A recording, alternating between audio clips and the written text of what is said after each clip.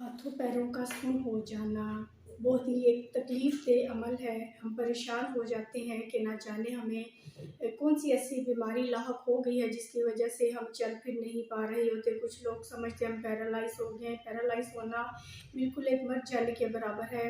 तो आज हम बात करते हैं हाथों पैरों का सुन्न हो जाना, ये किस वजह से सुन्न होते हैं, हमने इसको कैसे बचाना है, हमने कौन-सी ग़िज़ाएँ हैं जिनके खाने की वजह से हमने अपना बेड़ा गर्क कर रखा है और कौन-सी ऐसी ग़िज़ाएँ खानी चाहिए कि जिनकी वजह से हम दोबारा से ज़िंदगी की तरफ आ सकते हैं, हम अपनी बीमारी से लड़ सकते हैं, हम ठीक हो सकते हैं।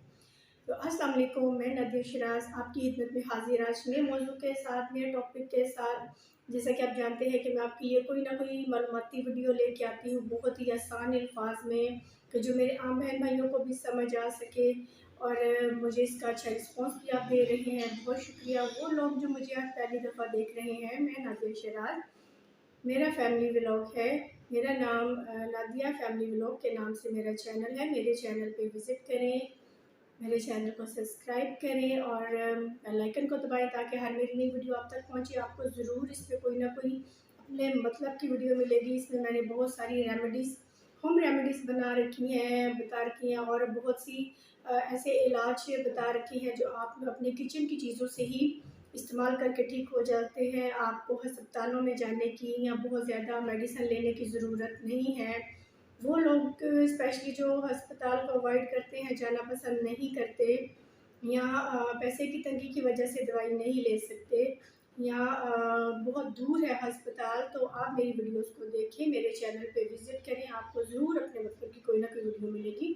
तो आज हम बात करते हैं हाथों पैरों का सुन्न हो जाना। हाथ पैर सुन्न क्यों होते हैं?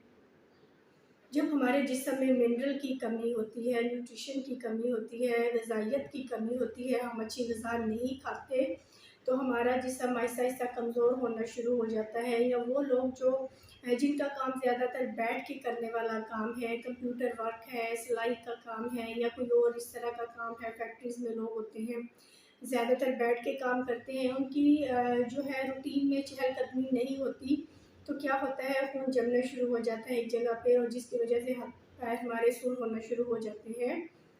हमें जो है एक मशीन की तरह हमारा जिस्म है, चलना-फिरना बहुत ज़रूरी है। अगर हम चले-फिरेंगे नहीं तो जैम हो जाएँगे। जैसे कि मशीन है, अगर वो चलती रहे तो वो ठीक रहती है, जब वो एक जगह पे खड़ी हो जाती है, आप इस्तेमाल नहीं करते तो वो आहिस्ता-आहिस्ता से उसमें गर्दो-गुबार जमना शुरू हो जाता है, वो जैम हो जाता है। यही हमारे जिस्म की रूटीन है कि अगर हम चले-फिरेंगे नहीं, अगर हम एक्सरसाइज़ नहीं करेंगे तो आखिरकार हम कमज़ोर हो जाएँगे, हमारे हाथ पैर सुन्न हो जाएँगे। तो एक तो ये वजह है हाथ पैर सुन्न होने की। दूसरे कुछ हमारे लोग ऐसे हैं कि जिनके घर बहुत ही तंग होते हैं, पार्क वगैरह नहीं होते, गलियाँ बहुत तंग होती हैं या जिनकी एक्टिविटी नहीं होती, वो कहीं जाते नहीं या काम-काज नहीं करते, तो उन लोगों के साथ भी ये मसला होता है कि उनके हाथ पैर सुन्न होना शुरू हो जाते हैं क्योंकि जिस्म में ब्लड सर्कुलेशन ही नहीं होती। तीसरी वो कैटेगरी है, वो लोग हैं जो फ़ास्ट फूड बहुत ज़्यादा खाते हैं, जो कोल्ड ड्रिंक्स बहुत ज़्यादा लेते हैं, जो बेकरी आइटम बहुत ज़्यादा खाते हैं, तो उनके जिस्म में भी ये कमज़ोरियाँ शुरू हो जाती हैं। हमारे जिस्म को iron, calcium, potassium, phosphorus, fibre, mineral, vitamins, proteins हर चीज़ की ज़रूरत होती है और वो सारी हमें मिलती हैं हमारी ग़िज़ा से, हमारे सादा खाने से, हमारे फल-फ्रूट से, दूध-दही से, नट्स से, बीन्स से। हम जब दालें लेते हैं, हम जब सब्ज़ियाँ लेते हैं, हम जब सैलेड लेते हैं, दूध-दही लेते हैं, तो ये सारी चीज़ें हमें वहाँ से मिलती हैं। तो आज हम बात करते हैं कि हमारे जिस्म के लिए नुकसानदेह चीज़ कौन-कौन सी है। बहुत ही तल्ख़ हकीकत है, हमारे जो है आजकल माहौल इस तरह का बन गया है, हमारा लाइफ़स्टाइल ऐसा बन गया है कि हम सब्ज़ी दाल तो खाते ही नहीं हैं बिल्कुल ही।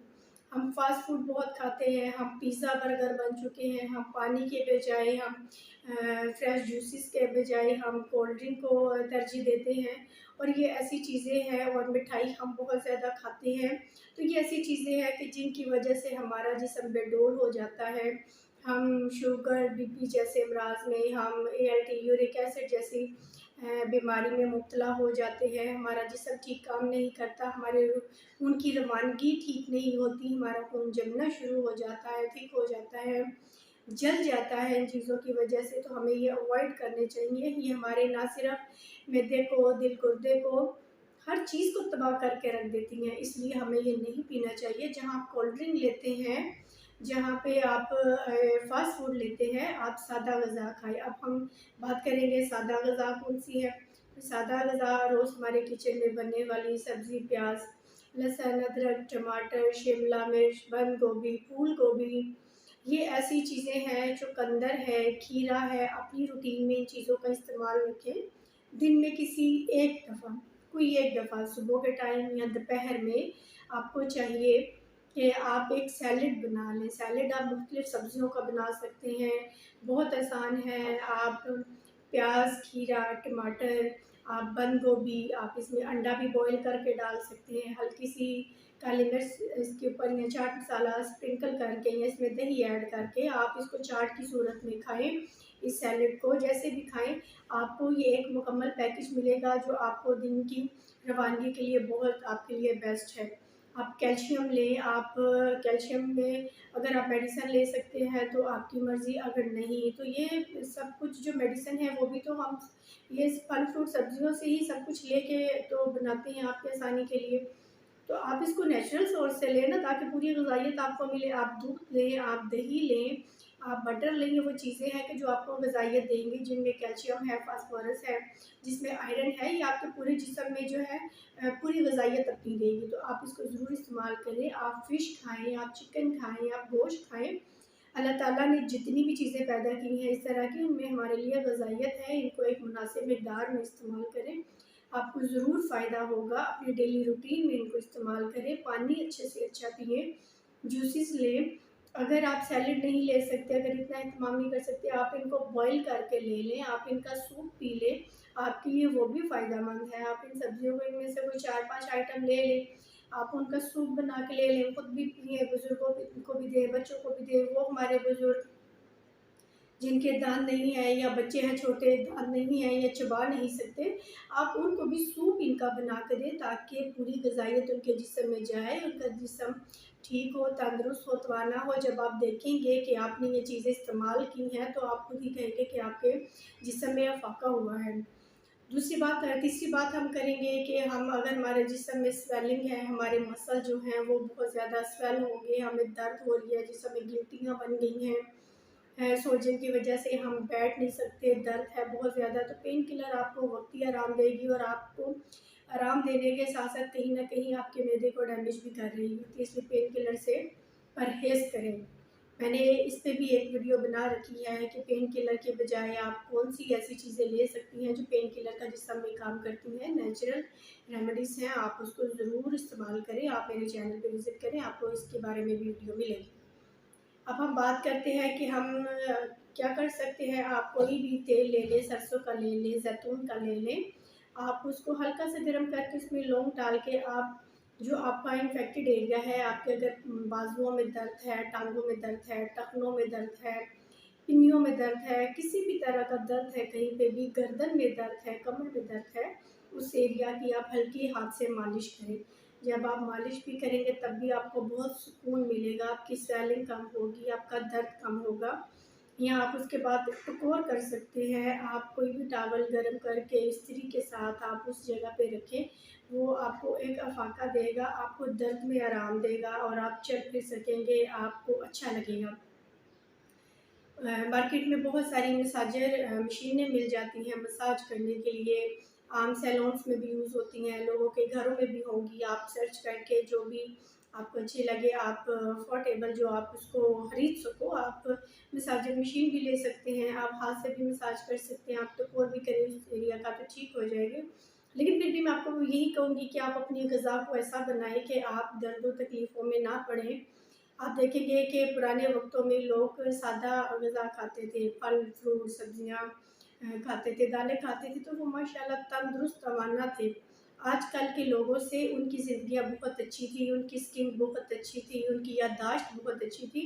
हम लोगों ने अपने लाइफ़स्टाइल को इस तरह का बना के अपने आप को ख़राब कर लिया है कि हम कम उम्री में ही बूढ़े लग रहे होते हैं। हम बहुत ज़्यादा थक जाते हैं, हम रोज़मर्रा के काम नहीं कर सकते या हम ज़हनी तनाव में आ जाते हैं, खुराक का सही इस्तेमाल ना करने की वजह से।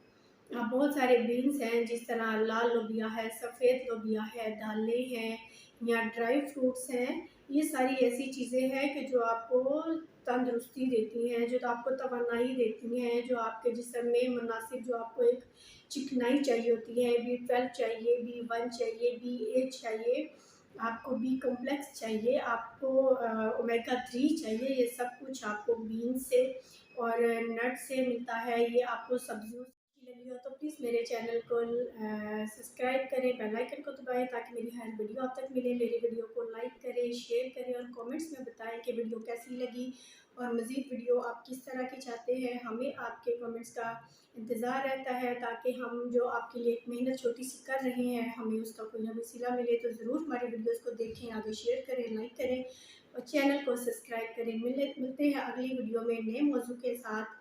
तब तक के लिए शुक्रिया। अल्लाह हाफिज़। अपना बहुत सारा ख्याल